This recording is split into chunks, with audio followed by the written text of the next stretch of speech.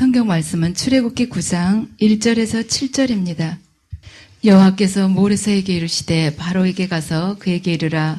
히브리 사람의 하나님 여호와께서 말씀하시기를 내 백성을 보내라. 그들이 나를 섬길 것이니라. 내가 만일 보내기를 거절하고 억지로 잡아두면 여호와의 손이 들에 있는 내 가축 곧 말과 나귀와 낙타와 소와 양에게 더하리니 심한 돌림병이 있을 것이며 여호와가 이스라엘의 가축과 애굽의 가축을 구별하리니 이스라엘 자손에게 속한 것은 하나도 죽지 아니하리라 하셨다 하라 하시고 여호와께서 기한을 정하여 이르시되 여호와가 내일 이 땅에서 이 일을 행하리라 하시더니 이튿날에 여호와께서 이 일을 행하시니 애굽의 모든 가축은 죽었으나 이스라엘 자손의 가축은 하나도 죽지 아니한지라. 바로가 사람을 보내어본즉 이스라엘의 가축은 하나도 죽지 아니하였더라. 그러나 바로의 마음이 완강하여 백성을 보내지 아니하니라. 아멘. 이 시간에는 기한을 정하여 이르시되에 대해서 말씀을 드리겠습니다. 이것은 성경에서 외경에 기록된 이야기인데 예수님께서 하루는 제자들을 데리고 높은 산에 올라가시기를 하셨습니다.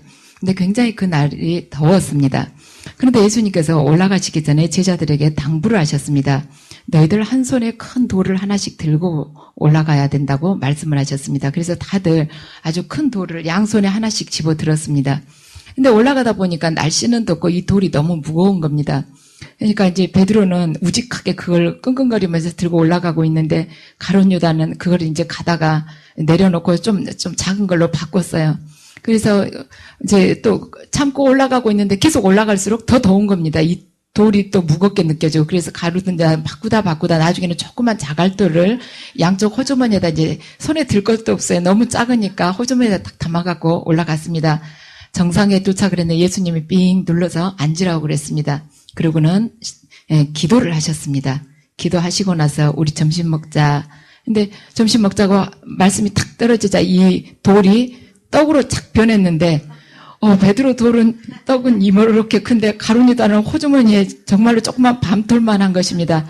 그래서 베드로는 자기가 먹고도 남들한테도 나눠줄 수가 있었는데 가룟유다는 입맛만 조금 다시다가 말았답니다. 그래서 우리가 아무리 우리가 생각하기에는 하나님께서 말씀하신 그게 정말 타당하지 않고 어처구니 없는 것이어도 그냥 순종을 하면은 하나님께서 그렇게 멋지게 결과를 맺어주신다는 것입니다. 오늘 성경 말씀을 보면 하나님께서 애굽에 가축 재앙을 내리시는 내용입니다. 애굽 사람들에게 가축이 중요한 게 두 가지 이유가 있었습니다. 하나는 애굽 사람들이 가축을 신성시했다는 것입니다. 그러니까 그걸 신으로 생각했다는 것이죠. 두 번째는 가축을 재산으로 생각을 했습니다. 그래서 애굽인들은 그 수많은 가축을 믿고 하나님을 두려워하지 않았습니다. 그래서 파리 때나 개구리 때가 이렇게 자기들에게 괴롭힐 때는 자기가 별로 손해본 거 없으니까 좀 쫓이고 이렇게 미루면 되니까 괜찮았었는데 자기들이 가장 의지하던 재산인 이 가축을 치시게 되니까 굉장히 애통했습니다. 사람들이 살아가면서 극도로 불안한 때가 언제입니까? 내가 직장을 잃었다거나 아니면은 정말 고대했던 사업이 무산돼 버렸다거나 아니면 건강이 도저히 회복될 수 없을 만큼 막다른 골목에 치닫게 됐다거나 그렇게 내가 가졌던 것, 내가 소중히 여겼던 것을 잃을 때가 굉장히 불안해할 때입니다. 그래서 이 땅의 것들은 모든 것이 언제든지 한순간 변할 수 있지만 예수 그리스도만이 영원하신 분이시죠. 그래서 그리스도를 의지하는 그 믿음만이 나를 지켜주시고 다른 모든 것은 바람에 흩날리는 겨와 같습니다. 그래서 사람은 하나님 외에 다른 것을 섬기기 시작하면 그때부터는 그 사람 맛이 바뀌게 돼요. 그러니까 재물을 섬긴다거나 아니면 권력을 탐하게 된다거나 명예를 탐하게 된다거나 아니면 출세를 탐하게 되면 그 사람이 하나님께서 지어놓으신 그 본래의 그 형상에서 벗어나 버리게 됩니다. 그래서 사람이 그 본인의 영혼이 가장 깨끗할 때, 형상이 가장 아름다울 때가 언제인가? 하나님 한 분만 섬길 때가 가장 깨끗할 때입니다. 그렇지만 이제 하나님 그분 외에 다른 데서 맛을 찾으려 하면 그 사람이 인간의 본 모습, 창조된 그 본 모습에서 많이 퇴색하게 되는 것이죠. 자, 우리가 참된 맛을 되찾을 때가 언젠가, 세상살이를 하다가 참된 맛을 되찾을 때는 내가 우상으로 섬겼던 것이 가차없이 깨져버릴 때 그때부터 참된 맛을 우리가 되찾게 되는 것입니다. 지금 애굽인들이 말하자면 섬겼던 그 우상이 심판받은 것이 뭐냐면은 본인들이 아주 귀하게 생각했던 가축이 한꺼번에 들판에 있는 가축들이 싹 몰살당할 때였습니다. 그래서 이 애굽인들의 가축이 몰살을 당할 때는 어떻게 보면은 세상에서는 망했지만, 세상적으로 봐서는 많은 재산이 허물어졌기 때문에 망했지만은 영적으로 보았을 때는 새롭게 탄생할 수 있는 그러한 귀한 기회가 됐었습니다. 근데 그들은 깨닫지를 못한 것이죠. 하나님께서는 바로와 그의 말하자면 백성들이 재산을 치시면서도 은혜를 베풀어 주셨습니다. 집에 있는 것이나 들에 있는 것이나 다 죽이겠다고 하지 않으시고 들에 있는 것만 죽이겠다고 하셨습니다. 그런데 그냥 죽이겠다고 하셨는가? 하루의 기한을 주셨습니다. 그들에게도 피할 수 있는 그 시간을 딱 정해놓고 재앙을 허락을 하셨습니다. 하나님께서는 재앙의 한계를 정하시고 하루라는 기한을 주셨는데 그동안 얼마든지 가축을 끌어모아서 집으로 들여보낼 수가 있었습니다. 그렇지만 애굽인들의 교만이 이 경고를 무시했기 때문에 그들에게 있어서는 큰 손실을 입히는 그러한 계기가 되었습니다. 그래서 하나님께서 말씀하셨지만 그들이 순종을 하지 않고 그 기회를 잃었다는 것은 그들 밑바탕에 무엇이 있었겠는가? 지금까지 재앙이 계속 내려올 때마다 하나님께서 반드시 행하심을 이들이 알았을 텐데 자기가 두려워서 들판에서 그 가축을 집으로 끌고 들어오고 싶었어도 다른 이웃들이 보고 저거 하나님 무서워하면서 저 끌고 들어가는 것 보라고 그러면서 겁도 많다고 조롱할까 봐서 참아 못했던 사람들도 있습니다. 그렇지만 그가 다른 사람들로부터는 쟤 좀 보라고 히브리인들의 하나님 저 여호와께 순종하고 있다고 그렇게 비난을 받는다 할지라도 하나님께서는 그가 그렇게 비난받으면서라도 하나님의 말씀에 순종하기를 원하십니다. 그래서 다른 사람들은 고집을 부리면서 가축을 들판에 내버려도 욕을 먹으면서까지 자기 가축을 집에다 들여다 놓는 것, 그것이 바로 믿음입니다. 남들이 아무리 순종을 하고 남들이 아무리 여기가 길이 있고 수많은 군중들이 이게 옳다, 너 하는 거 그거 혼자 떠나가는 거 불안한 것이다, 너 잘못됐다, 여호와가 하나님이냐, 우리의 신이 여기 있지 않느냐 하고 아무리 그 앞에서 화려하게 말하자면 그에게 설득을 시킨다 할지라도 별별 도울이 날아오고 욕을 먹는다 할지라도 여호와께 과감하게 순종하는 것, 그것이 바로 믿음이라는 것입니다. 하나님께서는 우리들에게 당신이 증인이 되라고 부르시지만 우리는 세상 속에서 내가 원하는 그 목표, 말하자면 그 기준까지 완전히 성취를 하고 나서 순종을 하겠다고 뒤로 미룹니다. 그래서 세상 속에서 일단 아가광도 좀 사로잡고 기름진 소도 제가 끌어모으고 또 그 다음에 저 양떼들도 여태까지는 갖지 못했지만 저 양떼들도 살찌고 튼튼하니까 그것도 끌어모으고 난 후에 다 붙잡아 놓고 하나님께 무릎 꿇겠습니다. 하지만 우리가 돈 많고 지위 높고 성공한 다음에 하나님 앞에 순종을 하려고 하면은 버릴 것이 너무 많기 때문에 아까워서 그때는 무릎을 못 꿇게 됩니다. 그래서 내가 손해 볼 것도 없고 손에 쥔 것도 없고 더 이상 내려갈 자리도 없이 밑바닥을 탁 쳤을 때 얼른 무릎 꿇고 순종을 해야지. 그때가 제일 순종하기 쉬운 거예요.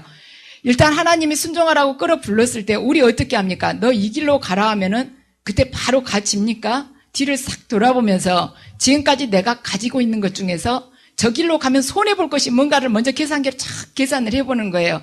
그래서 저 길로 가서 하나님께서 부르시는 저 길로 갔을 때 플러스 저 길로 갔을 때 내가 손해보는 건 마이너스 착착 해가지고 흑자가 나야지 후다닥 가지. 말하자면 적자가 나게 생긴다 그러면은 좀 미적미적 하다가 이제 매를 아주 심하게 맞고 이제 할 수 없이 붙잡혀서 끌려가는 사람, 어쩔 수 없이 끌려가는 그러한 모습을 우리가 종종 볼 수가 있습니다. 세상에 흠뻑 취해 있을 때는 눈에는 보이지 않았지만 결국에는 머지않아서 썩어 없어질 악왕이 눈에는 볼 수 없지만 영원하신 하나님보다 훨씬 더 크고 위대하게 보입니다. 그래서 우리가 순종하기가 어려운 것입니다. 그래서 순종의 덕을 익히지 못하는 사람은 이 땅에서 불행하게 살 수밖에 없습니다. 왜냐? 내가 누군가에게 순종을 하게 된다. 그러면 순종을 한다는 그 순간에 내 자신이 아주 작아지고 없어지는 것처럼 보일 수 있습니다. 또한 내가 나의 생각, 나 사고 자체가, 내 존재 자체가 미미하게 느껴지는 거예요. 다른 사람 뜻에 순종을 하게 될 때 믿음 없이 순종하는 것은 참으로 불행한 것입니다. 왜냐하면 그것은 맹목적인 순종이기 때문입니다. 이것은 어떻게 보면 노예적인 맹종이죠. 그래서 그게 불행하다는 것이에요. 우리 보세요. 말하자면 직장에서 내가 저 사람 굉장히 좋아하지 않아요. 정도를 걷지 않습니다. 속으로는 이렇게 말하자면 뭔가 이질감이 느껴지고 거리감을 두고 싶어요. 그렇지만 저 사람이 상사이기 때문에 어쩔 수 없이 그 직장 생활을 해야 되기 때문에 순종하는 경우, 그게 얼마나 힘이 듭니까? 그러니까 노예적인 맹종이라고 볼 수가 있는 것이죠. 그렇지만 정말 행복한 사람은 누구인가? 순종 안에 자유를 찾는 사람입니다. 순종하면서 행복을 느끼는 사람. 왜냐하면 내가 순종하면서 나를 순종케 하는 그 자에게 영광을 돌리고 그분 안에 있는 그 영광 속에 내가 함께하기 때문에 그 사람이 참으로 행복한 자라는 것이죠. 괴테는 이렇게 말을 했습니다. 내 영혼은 순종함에 따라서 언제나 정점에 이르는데 점점 더 자유를 누리게 된다고 그 시인 괴테, 파우스트를 썼던 그 괴테는 이렇게 말을 했습니다.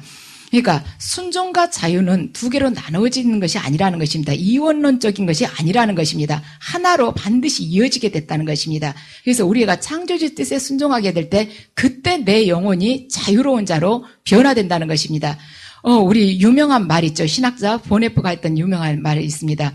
믿음은 순종하는 것이다. 순종하지 않는다는 것은 결코 믿지 않는다는 것입니다.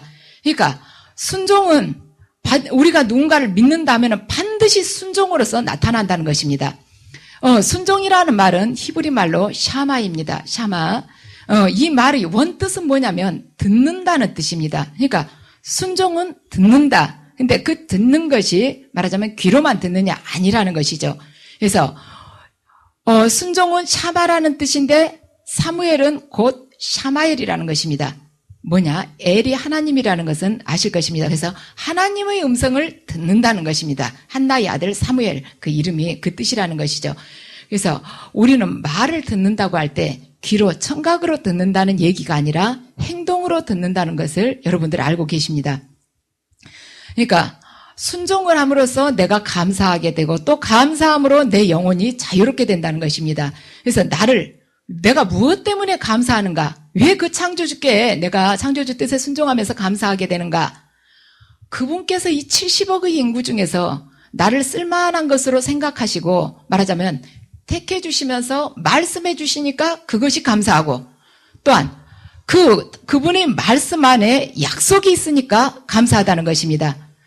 그래서 순종하는 자만이 나를 순종케 하시는 그분의 제자가 되고 자녀가 되는 것입니다. 그래서 우리가 창조주께 순종하는 것이 우리 각자에게 있어서 어떤 의미가 있는가? 내가 그 전능자에게 순종하게 되면 그 전능자의 능력과 지혜가 바로 내 것이 되는 것입니다. 왜냐하면 그 전능자의 그 무한하신 그 능력 그리고 영원하신 그분이 영원선상에서 보시고 지혜롭게 우리를 인도해 주시는데 그분 뜻에 무조건 순종만 하게 되면은 그분의 계획이 그대로 이루어지기 때문에 그분의 능력이 나를 통해서 말하자면 행해지고 그분의 지혜가 내 안에 머무르기 때문에 바로 나를 순종케 하는 자의 지혜와 능력이 바로 내 것이 된다는 것이에요. 그 어려운 것을 내가 혼자 결정하고 행하려고 하면 얼마나 힘들겠습니까? 그렇지만 우리가 그분께 순종하고 그 결정에 따라가는 동안에 결국에는 그 창조주 그분의 결정이 바로 나의 결정이 되고 그분의 지혜가 나의 지혜가 되는 것입니다. 그래서 우리가 하나님께서 말씀하실 때 도저히 타당하지 않은 것들이 정말로 많습니다. 그렇지만 그분이 영원한 그 선 안에서 우리를 인도하시기 때문에 그분께 그냥 무조건 내맡기세요. 정확한 음성이라면은 무조건 내맡기시기 바랍니다. 죽을 것 같아도 내맡기세요. 우리가 내맡길 때 어쩔 때는 숨이 또 끊어질 것만 같고 완전히 망할 것만 같습니다.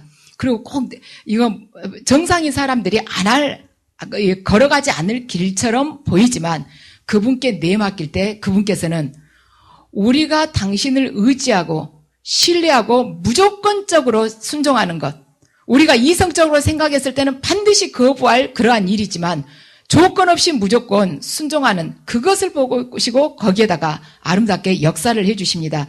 그런데 오늘날 우리 이러죠. 내 신앙생활이 좀 잘못된다는 걸 알 수가 있습니다. 우리 교회 안에서 교회가 현재 이렇게 잘못되고 있다. 그래서 내가 이 길에서 떠나야 되는데, 내가 과감하게 결단을 해야 되는데, 하지만은 쉽게 그것을 결정을 못 합니다. 스스로 시인을 하면서도 많은 그 군중이 걸어가는 그 길을 갈 때 우리가 그냥 안도감을 느끼게 됩니다. 그렇지만 결국에는 그 길은 영원히 돌아올 수 없는 나락으로 우리를 인도하게 될 것입니다. 그래서 앞사람 발 뒤꿈치만 보고 따라가지 말라는 것입니다. 그 안에가 진리가 있는 것이 아닙니다. 진리는 넓은 길, 많은 사람 속에 있는 것이 아니고 좁은 길, 극소수 안에 있는 것입니다. 그래서 여러분들 넓은 길로 따라가면 이제 해답을 얻은 것이 아닙니다. 이 시대의 이 세상은 지금 사탄이 이미 지배를 하고 있습니다. 이 세상의 많은 사람들, 90% 이상의 사람들이 지금 사탄의 종이 되어 있습니다. 근데 여러분들이 90% 이상의 그 대열에 끼었을 때 안도감을 느낀다는 것은 여러분 죽음 이후의 영혼에 대해서는 여러분들이 아무것도 추측할 수 없다는 것, 불투명하다는 것을 아시기 바랍니다. 자, 하나님께서는 우리를 부르실 때 시간을, 당신 나름대로 시간을 정해놓습니다. 우리가 순종하기를 원할 때 딱 정해놓은 시간이 있어요. 우리가 음성을 듣지 못하기 때문에 하나님이 조용히 계시면은 나를 사랑하시나 보다. 그런 경우도 물론 많지요. 그런 경우가 많지만 간혹은 하나님께서 정해놓은 기한이 있습니다. 오늘 애굽인들에게도 딱 하루 시간을 정했습니다. 들에 있는 가축을 데리고 오너라. 내가 하루가 지나면은 그 가축들에게 재앙을 내리리라고 말씀을 하셨습니다. 우리 각자에게 정해놓은 그 시간표, 그분께서 정한 때가 있습니다. 그때까지는 하나님께서 침묵하시면서 쭉 기다려주십니다. 그 시한이 넘었다면, 그 시한만 막 넘기면 심판은 굉장히 빠른 속도로 이어집니다. 여러분들 힘들 때, 내가 고난 중에 있을 때 정말 내 원수는 아주 비온 뒤에 풀처럼 아주 무성하게 아주 승승장구하면서 세상 것에서 취할 것 다 취하면서 인기를 다 얻으면서 사는 것을 볼 때 얼마나 맥이 빠질 때가 있습니까? 그렇지만 그들이 말하자면 늦가을 찬설이에 한번 탁 맞으면은 그냥 그 하룻밤새 싹 사그러지는 것입니다. 또 원수에게 그렇게 심판을 하시지만 하나님은 당신 자녀에게 당신께 돌아오고 당신의 뜻에 순종할 수 있는 그 시간까지를 기다려주십니다. 근데 그 시간이 딱 넘으면 징계가 주어지는 것입니다. 그래서 그 징계를 받게 되면 우리가 회복하는 데 시간이 많이 걸리게 되는 것이죠. 오늘 보면 애굽인들이 순종하는 데는 시간이 그렇게 많지가 않았습니다. 딱 하루 있었습니다. 그 의미는 뭔가? 24시간이 주어졌다는 거예요. 하나님의 말씀을 듣고 나서는 즉시 순종하라는 것입니다. 말하자면 순종할 것인가 말 것인가 오래 생각할 겨를이 없다는 것입니다. 이거 지금 애굽인들에게만 임하는 말씀이 아니고 우리 각자에게 임한 말씀입니다. 하나님의 말씀을 듣고 가축의 말하자면 그 목을 끼워놨던 그 줄을 잡아 당길까 말까 눈치를 볼까 말까 누가 나를 흉을 볼 것인가 말까 이거 생각하지 마시고 즉시 순종하라는 것이죠. 끌고 집으로 즉시 들어가라는 것이에요. 바로 행동으로 옮기라는 것입니다. 그래서 하나님의 말씀을 들으면 고민할 필요가 없다는 것입니다. 듣고 바로 뛰쳐나가서 짐승들을 모아오든지 아니면 그냥 있는 것입니다. 그렇지만 분명한 것은 그냥 그대로 있어서는 안 된다는 것입니다. 움직이고 행동을 하라는 것입니다. 제가 언젠가 말씀해 드렸을 것입니다. 카라바조의 그림인데 성마태를 부르심 이러한 제목의 그림인데 거기에 우리에게 말하자면 알려주는 메시지에 대해서 여러분들에게 말씀을 드렸을 것입니다. 이렇게 예수님께서 베드로와 다른 제자를 데리고 세관에 앉아있는 마태를 부르시는 장면의 그림입니다. 근데 예수님 복장이나 베드로나 다른 제자들 복장이 굉장히 초라해요. 그러니까 그 복장만 봐서도 그 예수님을 따라다니는 생활이 얼마나 척박하고 부족함이 많고 말하자면 목마른 생활인지를 그들을 보면 그냥 알 수가 있습니다. 근데 예수님께서 세관에 앉아있는 마태를 부르십니다. 마태에게 따라오라고. 그런 마태야 따라오라 그러는 것이 아니라 그냥 따라오라고 부르십니다. 그런데 마태가 즉시 일어서죠. 근데 그 마태를 부를 때 세관원들이 여러 명이 앉아있어요. 그 말씀을 예수님께서 하실 때 마태 귀에다만 대고 조용히 가서 마태야 비밀이다 너만 조용히 와 이렇게 안 하셨다는 것입니다. 그냥 앞에 서서 다른 사람도 다 듣게 따라오느라 하니까 마태가 따라갔다는 것입니다. 그래서 우리는 주님의 음성이 들릴 때 바로 뛰쳐나가야 된다는 것입니다. 바로 그 자리에서 업무를 보고 있으면 바로 일어서서 그냥 챙겨 나와야 된다는 거예요. 집에 가서 장사 지내고 올게요. 부모님께 하직 인사하고 올게요. 이러지 말라는 것입니다. 뛰쳐나와서 바로 끌고 들어오라는 것입니다. 그래서 가장 행복하고 자유로운 순간은 언제인가? 온전한 순종을 할 때입니다. 우리가 주님하고 줄다리기 할 때는 굉장히 괴로워요. 줄다리기, 우리가 주님하고 팽팽하게 줄다리기 할 때, 오른손으로 줄다리기 하면 왼손은 또 사탄이 줄다리기를 합니다. 서로 끌어가기 위해서. 그렇지만, 우리가 주님께 몸으로 순종하고, 마음으로 순종하고, 의심도 순종을 할 때, 우리가 그 안에서 온전한 자유로움을 느낄 수가 있습니다. 또한, 의심도 그분 앞에 내려놓고 순종을 하고, 또한, 운명마저도 순종을 할 때 우리를 통해서 그리스도의 생명이 반드시 이 땅에 드러날 수가 있습니다. 브라질의 수도 상파울루의 시립 공동묘지에 이제 있는 비석에 써 있는 글입니다. 그 비석에 공통적인 게 이렇게 새겨져 있어요. 비석이 어떻게 돼 있냐면 출생일 사람이 죽고 나면은 언제 태어났고 언제 죽었다 이렇게 써지었잖아요. 날짜 그러니까 몇 년 몇 월 며칠, 출생일 몇 년 몇 월 며칠, 사망일 몇 년 몇 월 며칠 이렇게 써지지 않습니까? 근데 이 공동묘지에 있는 이 말하자면 비석에는 출생일을 어떻게 해놨냐면 별표를 딱 해놓은 거예요. 출생일이라고 안 하고 별표 앞에 딱 해놓고는 몇 년 몇 월 며칠, 죽는 날은 십자가 표시해놓고 몇 년 몇 월 며칠. 그러니까 거기 여행 간 사람이 거기 관리인한테 물어봤습니다. 왜 저렇게 해놨냐고. 그러니까 관리인 말이 걸작입니다. 사람들이 태어날 때는 저마다 스타인 것처럼 생각하고 태어나지만 갈 때는 저 길밖에 더 있습니까? 하고 관리인이 대답을 했습니다. 자, 우리에게 가장 큰 복은 무엇인가? 하나님 말씀을 듣는 복입니다. 사무엘. 그것이 가장 큰 복입니다. 모든 것은 하나님의 말씀을 듣는 것에서부터 시작합니다. 그래서 이 말씀, 바로 이 사무엘이 여러분 심령 안에 이 시간에 각인되시기 바랍니다. 그래서 각인된 그 말씀대로 살아갈 때 여러분들이 이 땅에서 언젠가 호흡이 멈추는 날이 있을 것입니다.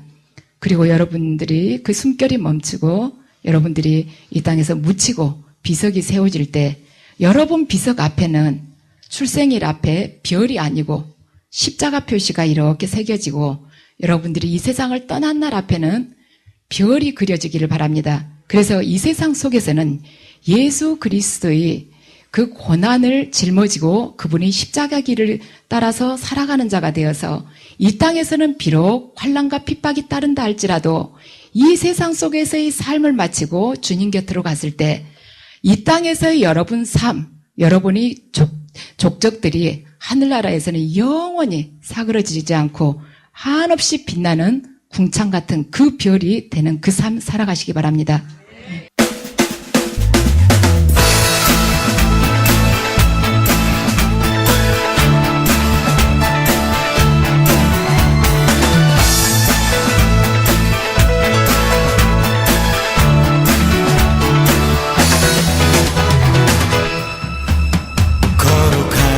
주 앞에 찬양 드리며.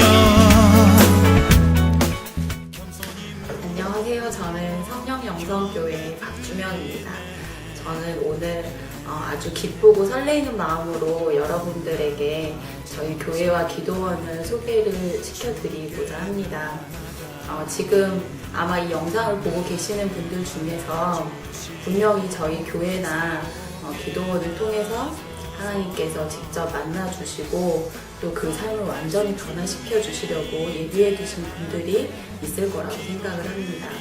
하나님을 믿는다고 하면서도 삶의 기쁨이 없고 또 항상 영적으로 갈급함을 느끼신다면 저희 교회에 오시면은 하나님께서 저희를 위해서 예비해 두신 길을 알 수가 있고 또 하나님이 주시는 위로를 아주 풍성하게 받을 수가 있습니다. 지금 하나님이 부르시는 음성을 마음으로 들으신다면은 저희 교회나 기도원을 꼭 한번 방문해보세요. 거룩하신 주 앞에 찬양 드리며 겸손히 무릎 꿇고 경배 드리. 예언은 성령께서 나누어 주시는 여러 가지 은사 중에 하나님의 뜻을 자녀들에게 전달하도록 주신 은사입니다. 예언 사역자는 교회의 덕을 세우는 데 쓰임을 받습니다. 사랑하는 딸아, 네가 한없이 내 앞에 달려오는 모습이 아름답구나. 모든 것을 느끼게 될 것이다. 새로운 세계가 열리게 될 것이다. 그동안에 막연하게 바라보던 세상이 아니라 이제 나와 동행하고 내 나라를 온전히 전하는, 생명을 전하는 그 자가 될 것이다.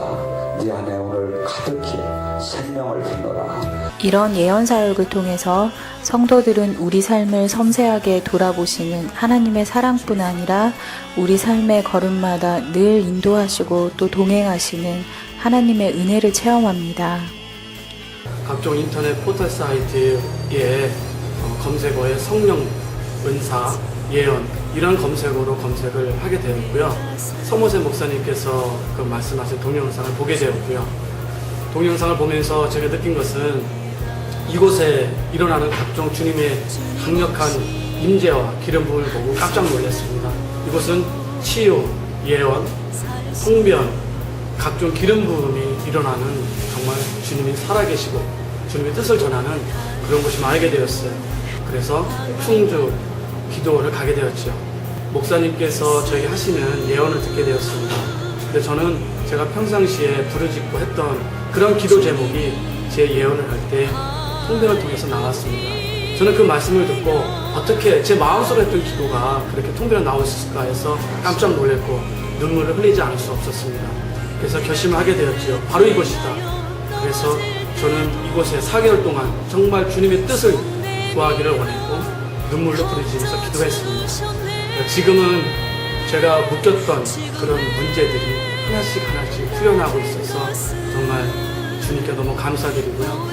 여러분께도 우리 성령의 음성을 꼭 오시기를 강력히 추천드립니다.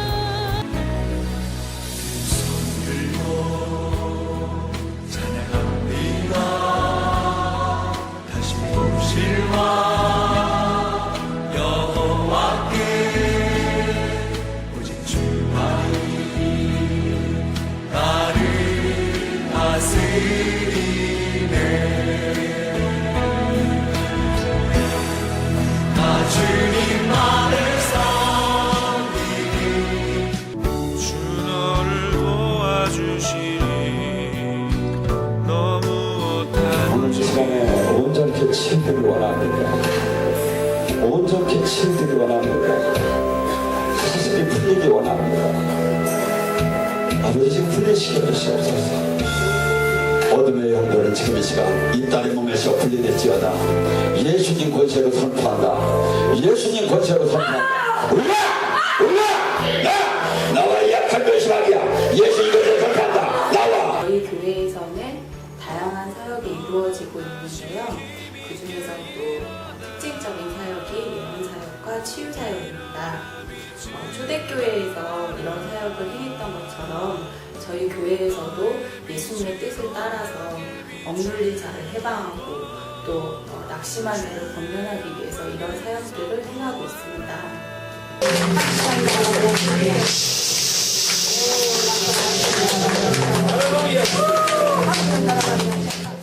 성령님의 역사하심을 통해서 어둠의 권세로부터 해방이 될 수 있고 또 하나님의 자녀로서 마땅히 누려야 될 축복들을 누릴 수가 있습니다. 어디 가든지 주 너를 도와주시니 너무